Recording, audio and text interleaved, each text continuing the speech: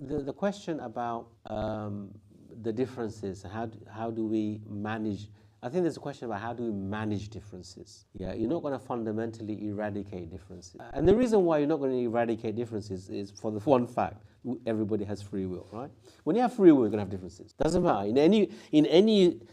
If you think about as a conceptual point, in any society, in any organization, school, business, community project, football club, any place where there's two or more people, involved, there's the default position is what? Difference. You know why? Free will. You have a free will, I have a free will, you have free will. Oh my gosh, we're going to have differences. So the reality of human condition, human being, is not one of unity. It's one of differences. Why? Because we have free will. Allah subhanahu wa ta'ala created us with free will. So there's a fundamental question here that, how does Islam deal with differences? And this is the question that we need to ask. So the question here is that in Islam, that we have some fundamentals. By virtue of these fundamentals, you're a Muslim. By the virtue of these fundamentals, you are part of the Muslim community. That you believe. So what are the fundamentals of Islam? Muslims have to agree on the fundamentals of Islam. That what is the aqeedah of Islam, the iman of Islam, right? The main obligations of Islam, the clear-cut matters in Islam, which are the muharramat, what are the fara'ids, right? Now, these issues Muslims must be united on. And issues which are ikhtilaf, there's difference of opinion. These difference of opinion, they arise because of the way you understand the text, the way you understand issues. Let me give you some examples from the life of Sahaba. Amongst the companions, there's a difference of opinion about the Isra and Mi'raj.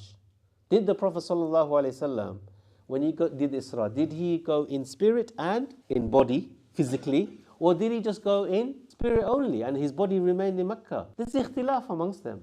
This is aqidah. But this ikhtilaf was such that it's on the furu'a, on the branches. It did not fundamentally divide them politically. It did not fundamentally say, well, or based on that, right, you're going to have your own masjid and we're going to have our own masjid. You're going to have your own state and we're going to have our own state. It did not do that. Why? Because these are in the branches, these are on the peripheral issues, but on the fundamentals, they were not divided. So the issue here is that we need to, when we talk about the issue of unity of the Muslims, we're talking issues on the fundamental issues all Muslims should be united on. And the issues where there's difference of opinion is one of toleration, is one of acceptance, one of debate and discussion. That's it. Not more than that. So I think that's in terms of conceptually, we need to build that. Now, there's a practical aspect of unity, which is that when you have society and you have difference of opinion, you need to have a government, a ruler, a leader to say, right, this is how we're going to do something. And everybody has to agree to that and follow that, even if you have a difference of opinion. Somebody has to make a decision and everybody has to follow. Do we build a third runway on Heathrow Airport or not? There's a big debate. I don't think it's recently, massive debate. End of the day, the government of the day will decide, we're going to do it. Even if you disagree in debate, you need to have, otherwise society will be paralyzed because there's no one is making decisions. So we have another function of the Islamic Khilafah state is that they adopt on issues for the benefit of society, and society has to just follow that. Even though they may have a different point of view, they might have a different understanding. They can lobby it, they can ask for a different change, etc. That's how to deal with it. And Islam is capable of dealing with differences. That's not a problem. Sunni, Shia, all these things, no problem. Because they've just been politicized. The Sunni, Shia, it's there, right? Muslims in Iraq, Muslims in Syria, these Sunni Shias, they've been living there for hundreds of years, not a problem.